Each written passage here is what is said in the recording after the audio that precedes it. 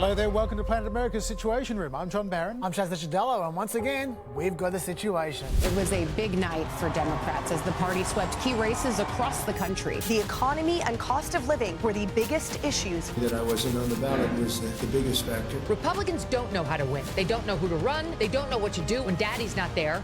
We'll check in with leading Republican and Democratic strategists after last week's anti-Trump backlash at the polls. And it looks like the longest government shutdown in US history is at an end, but not everyone's happy. But first,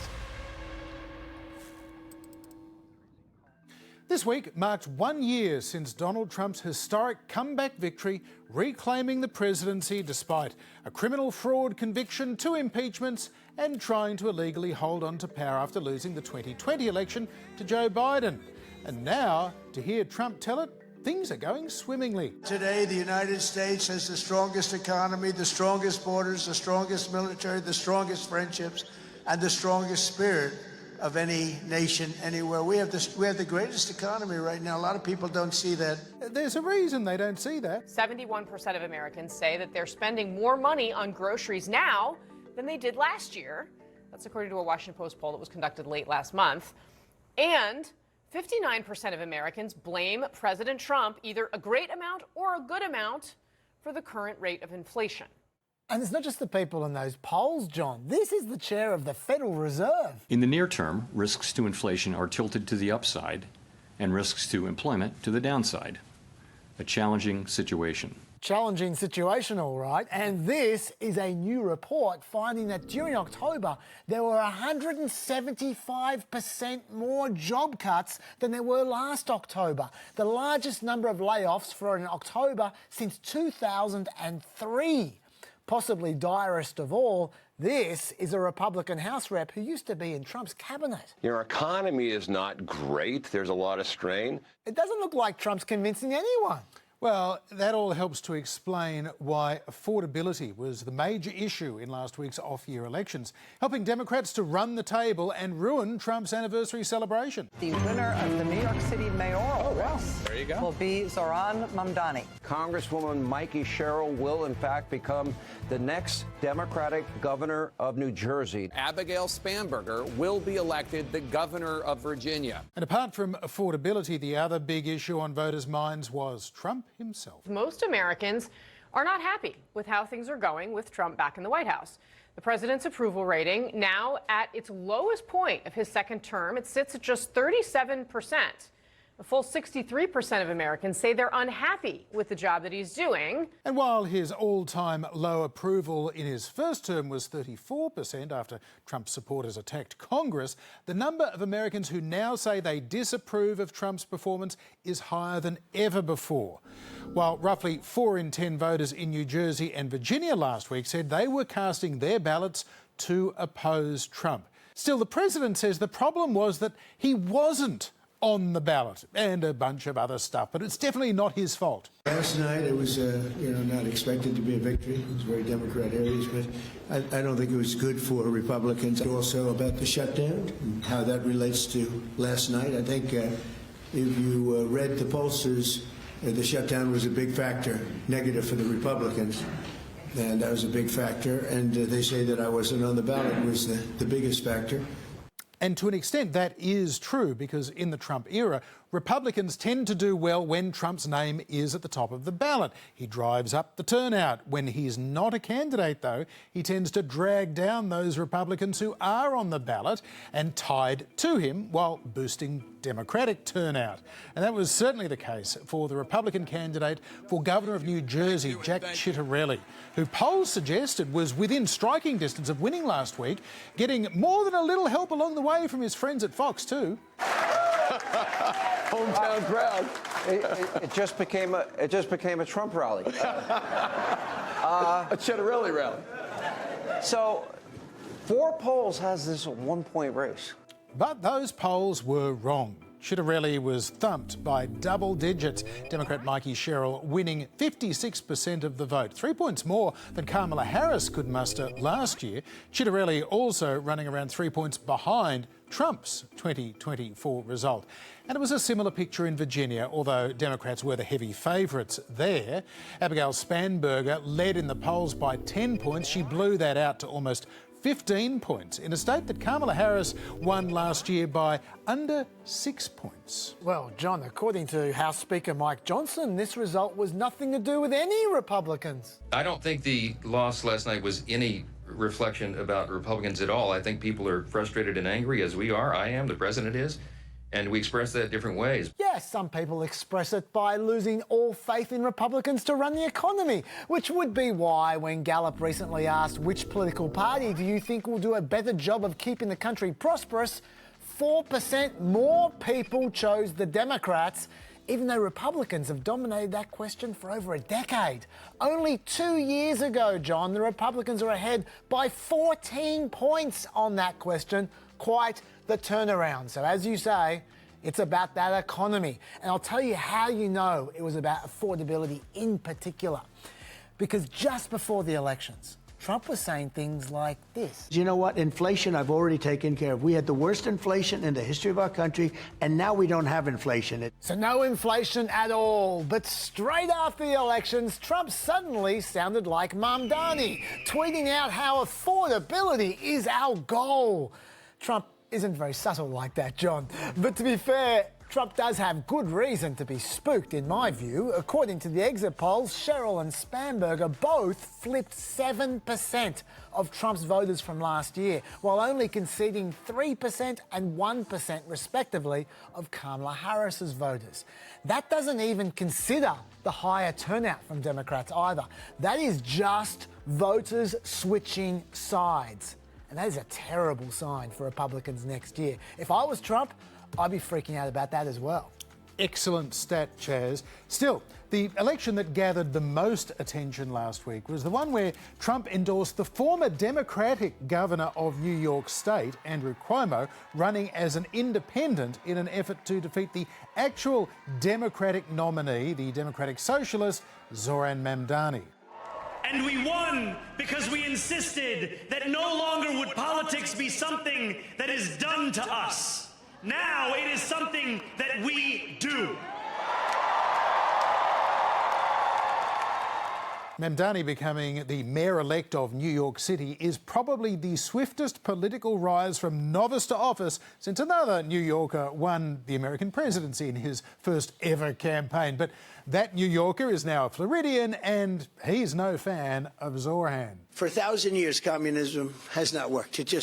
Communism, or the concept of communism, has not worked. I tend to doubt it's going to work this time. I think he should be very nice to me. You know, I'm the one that sort of has to approve a lot of things coming to him, so he's off to a bad start. Of course, Mamdani is a Democratic socialist, not a communist, but I'm not surprised that some people could get confused when he says stuff like this. We will prove that there is no problem too large for government to solve and no concern too small for it to care about. We've come a long way from Bill Clinton, John, and some people are not taking this well. Like, this was the message a Cuomo supporter had for Republican candidate Curtis Sliwa. Hey, Curtis, you're a fucking scumbag, like I said all along, all of these months. You fucking got 8% of the vote. You split the fucking vote. I hope every New Yorker spits in your fucking face every single day. You fucking sold out like fucking Judas sold out fucking Jesus. For the 30 fucking coins is over. Go fuck yourself. That man was very New York. Yeah, he should have run for mayor. Also, by the way, very wrong. Mamdani won an outright majority anyway, so it didn't make any difference. There was more panic over the Daily Mail as well, where they supposedly commissioned a poll that showed nearly 1 million New Yorkers were preparing to flee the city after Mamdani's win. I reckon they might think it's World War Z over there. It's okay, folks. He just wants to give you free childcare and buses. You can chill out. Although it is ironic that the working class that Mamdani is so concerned about, well, they didn't really support him. He drew 15% less of the working class vote than he did from college graduates. So make what you will of that, John. Interesting stat as well. For more on these lopsided election results, we spoke earlier to Republican pollster Dr. Whit Ayres. Whit Ayres, welcome back to Planet America. Just about every demographic group last week shifted back towards the Democrats compared to last year. What of those shifts would you say are the most significant? I think the most significant thing was the breadth of the Democratic victories. It wasn't just in Democratic-leaning states. They won 2 Public Service Commission seats in Georgia.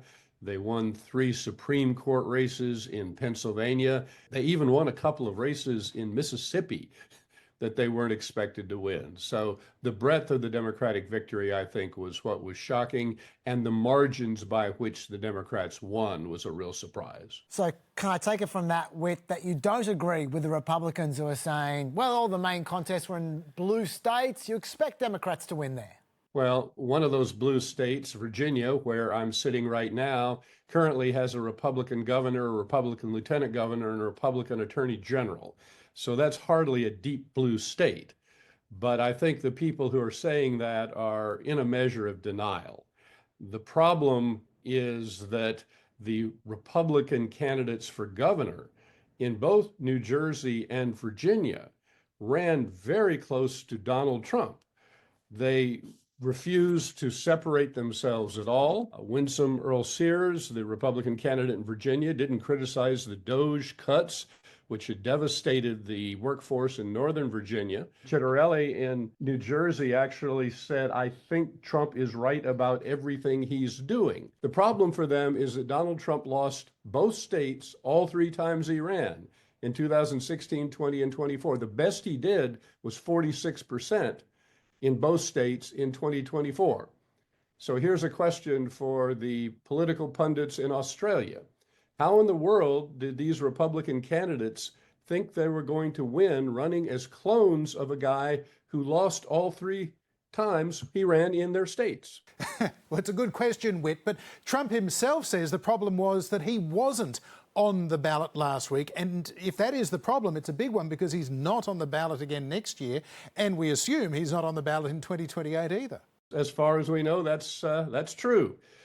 He is correct in the sense that Donald Trump is the only one who can get the Trump coalition out. I think that's one reason why these Republican candidates in Virginia and New Jersey ran so close to him, is they thought they had to get the Trump coalition out, but neither one was successful. They both got 43%, so they could not even get the Trump vote in those states. But it's a real problem for any Republican candidates in states that Donald Trump lost. Now, Republicans are trying to make hay out of Mamdani's ideology, but is it really a surprise that Democrats voted for him when his main competitor was an alleged sex pest? Well, that's one way to look at it. The way I look at it is that he's a very talented candidate, a socialist who won about half the vote in one of the most liberal Democratic-dominated cities anywhere in the country. So this is not a formula you can take on the road to most of America. It might possibly work in liberal cities like San Francisco, but it's not going to work in most of the country, which of course is why Republicans want to make him the face of the Democratic Party. If the Democrats are smart, they won't let that happen. Whit Ayres, thanks for being with us once again. My pleasure. Always enjoy it.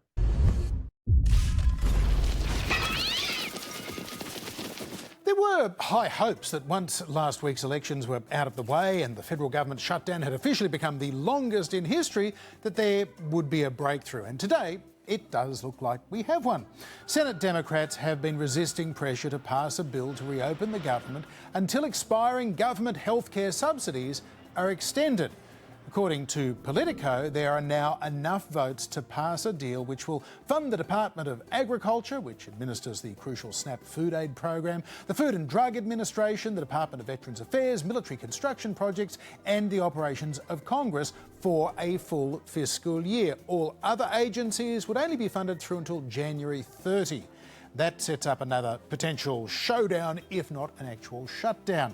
In return, Democrats have reportedly got an agreement to have a vote in December to extend those Affordable Care Act healthcare subsidies. But not all Democrats are on board with this deal. Illinois Governor and potential presidential candidate J.B. Pritzker tweeting, "This is not a deal, it's an empty promise."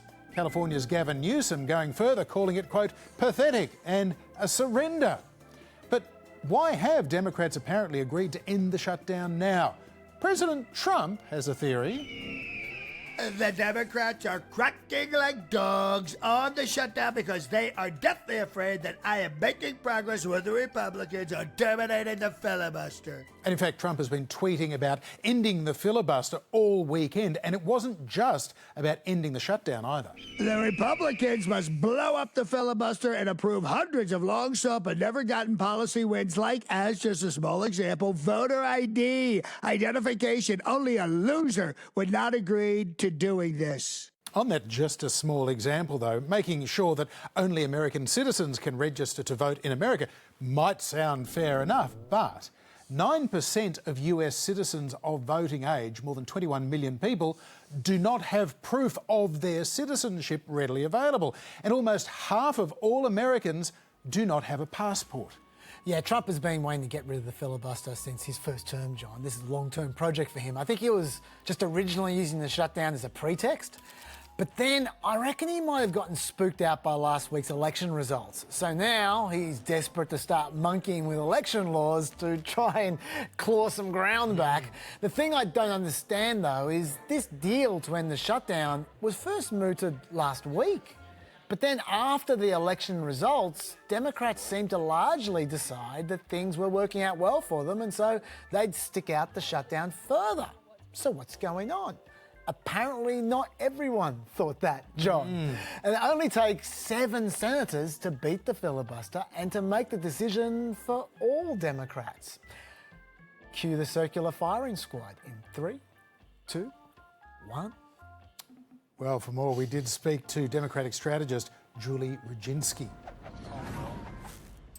Julie, welcome back to the program. We're hearing these reports that enough Democrats are on board with a vote to reopen the government after what has been the longest shutdown in history. But we're also hearing pushback from the likes of JB Pritzker and Gavin Newsom saying that this is not a deal, this is capitulation. Do you think that this is a capitulation from the Democrats? Absolutely, and I am both disgusted and despondent about these reports. Look, Democrats just had 3 things happen in the last month that should be a pathway to the future for them. First of all, the largest protest in history against this administration. Second, they swept nearly every election from coast to coast just this past Tuesday. And third, every poll across the board shows that Republicans are being blamed for this shutdown. So what do Democrats do? They bend the knee, they capitulate again on the potential promise and off chance that perhaps, maybe if they ask nicely, Republicans will consult them, I guess, on governing going forward. When Republicans have never, ever done that in the past, they certainly didn't do that last time around when they bent the knee, and they're doing it again. I am so disgusted to receive this news that I don't even know where to begin to register my disgust in ways that probably would not be appropriate for family television. On that note, Julie, people like Bernie Sanders only a couple of days ago were saying the lesson of the last week was that when you fight, you can win. Was that the lesson? And do you think Senate Democrats have already forgotten that lesson? I think Democrats across the country understand that lesson. I think, unfortunately, there are enough Democrats in Washington who never learned it in the first place. And I will not, I want to spare a moment to talk about our Senate Democratic leadership, who apparently don't like this deal, but nevertheless allowed enough of their colleagues to effectuate it. If you can't control your own caucus, maybe it's time to step down. And I say that specifically to Senator Schumer. I'm sitting here in New York. He is my senator. I have repeatedly voted for him. I was a fan of his when he was a member of Congress. I was a fan of his when he went to the Senate. It is time for Senator Schumer to step down if this is how he's going to manage his caucus. Julie, do you anticipate that there is going to be a lot of anger in the Democratic Party base over this decision, given that the reality, as this dragged on, was that 40 million Americans were potentially going without their SNAP benefits. They were going hungry. And we're about to see tens of thousands, millions of people inconvenienced over Thanksgiving because of flights being cancelled. Wasn't this the moment to end it? No, the reason that Democrats decided to do this in the first place is because they wanted to extend subsidies for healthcare. And if now they're walking out of this after 6 weeks without any of those subsidies being reinstated, what was the point to begin with? Then why didn't we just avoid this whole thing in the first place? Why not just say, you know what, we're in the minority, and if these Republicans don't want to, go along with this, then they can go ahead and do whatever they wanted. But that's not what happened. If you're going to go so far as to shut down government, then you damn well better get something out of it. And if you get nothing out of it, then what was the point of doing this in the first place? All they did was underscore exactly how feckless they are. And look, if they expect Democrats to turn out for them next year, if they expect Democrats to fight for them to keep their seats next year, then why won't they fight for the American people? There's a reason that SNAP benefits are being denied. Congress put aside $5 billion to feed the hungry in the event of a shutdown. It is this president and this Republican Party that has run all the way to the Supreme Court to prevent that money from going out to feed the hungry. That's where the blame is. It's certainly not with Democrats. If you want to know why there's no air traffic controllers right now, it's because this Republican Party would rather make sure that people can't fly anywhere than provide healthcare subsidies to people who cannot afford to pay for healthcare. People's healthcare premiums are about to go up by literally thousands of dollars, thousands. And yet the Democrats, after making a really good case for it over the last month and a half, all of a sudden said, you know what, forget it. We didn't really mean it. And they walked away. How do they expect voters to fight for them when they won't fight for their own voters? Julie, how would you respond to someone who supports this deal saying, look, this isn't the end of the process. There's deadlines to come. There's January 30. If we don't have the Obamacare health premiums lowered by January 30, we just do another round of shutdowns. How would you respond to that? Does anybody really believe that Democrats won't cave after the next round? I mean, they caved after the first round back in February. They're caving again now. I mean, if I were Republicans, I'd laugh at any Democrat that said that. I mean, we might as well just give the Republicans everything they want. Does anybody listening to this who's been following one iota of American politics really believe that this time, if Republicans don't go along with what Democrats want, they really, really mean it? I mean, come on. Even listen, I'm a Democrat, and I know that's not true because it certainly wasn't true this time around. Why in the world would anybody believe that it would be any different going into next year? An election year, I might add. It won't be. Great to get your insights, Julie. Thank you for joining us once again. Anytime. Thanks.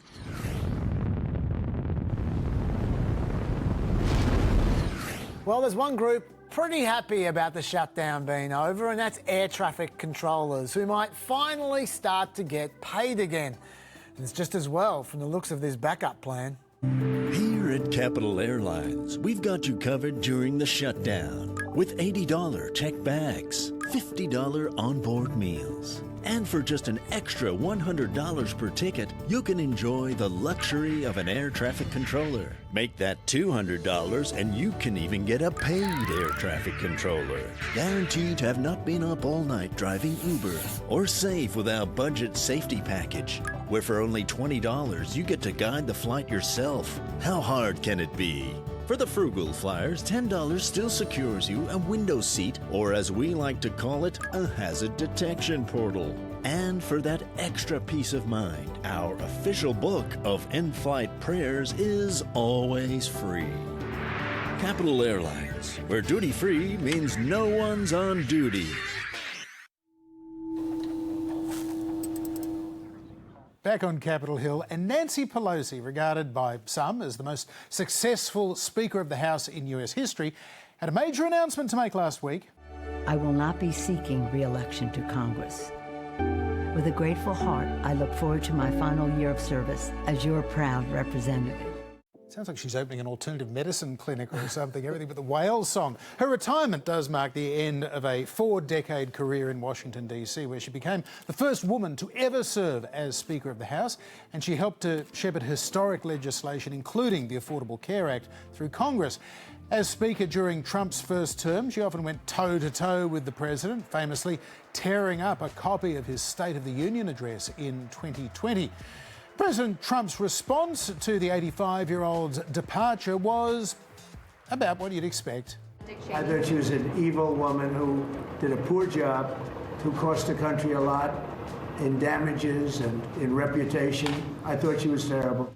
If that's pretty much what you expected, Republican House member Marjorie Taylor Greene's response was not at all what I expected. I will praise Nancy Pelosi. She had an incredible career for her party.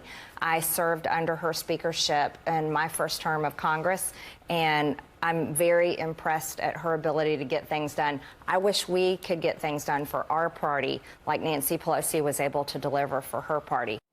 What? Suddenly the Jewish space laser conspiracy theory person is the most reasonable human being in Washington. I have to say, I reckon this kind of reasoned independence from Marjorie Taylor Greene is exactly what I would expect from her, seeing as she's apparently telling people she wants to run for president in 2028. Notice reports that she's been reinventing herself all year, which checks out because she's been doing this kind of thing for a while. Note she was on CNN there as well. And that rumour, by the way, is according to 4 people, one of whom spoke to Greene directly about it. And if you're still in any doubt, Tim Dillon asked Greene specifically about running for president, and her evasion was not exactly convincing. If you don't see a Republican candidate in 2028 that has the values that you think matter, will you throw your hat in the ring? Oh my goodness. I hate politics so much, Tim. I know, but you are a congresswoman. Oh, I'm a congresswoman. So it isn't a crazy question. Well, people are saying that, and I've seen a few people saying she's running. What I'm doing right now is I very much want to fix problems. That's honestly all I care about. And that's very much where I am right now. Do I know what that means 2 years down the road or 4 years down the road? I don't know what that means. Sure, Marjorie. What could that mean? As for Nancy Pelosi, credit where it's due, John. Whether you like Obamacare or you don't like Obamacare, you have to admit it would not exist without Nancy Pelosi. She performed miracles to save that bill, not once, but twice. At the time, she famously said, "You go through the gate. If the gate's closed, you go over the fence. If the fence is too high, we'll pole vault in. If that doesn't work, we'll parachute in. But we are going to get healthcare reform passed for the American people." And she did. Although my favourite Nancy Pelosi quote came right at the end of her career in 2022, just before the midterms, when there are a bunch of young Democratic candidates who are taking potshots directly at her to retire. We need a new generation. We need new blood, period, across the Democratic Party, in the House, the Senate, and the White House. I think that the country has been saying that. So what do you say to your own caucus, to these young members? They're, obviously in tough fights, but they want to see the change. I say just win, baby. Just win. If that's what you have to say to win, fine. And we will not in any way do anything but totally supportive, mobilization-wise, message-wise, money-wise, for those people to win their races. That summed up her career perfectly for mine, John. Don't take anything personally. Just get the job done with as little drama as possible. The numbers are everything. Just win. That's how I'll remember her. Yeah, indeed. That is it for another trip to Planet America. We'll be back next Monday night, again at the slightly later time of 9:40 p.m. Blame Annabelle, or catch us on ABC iView, YouTube or Facebook. And we're going to have another weekend edition on Friday night on ABC News at 8 o'clock Eastern Summer Time. See you there. Bye-bye.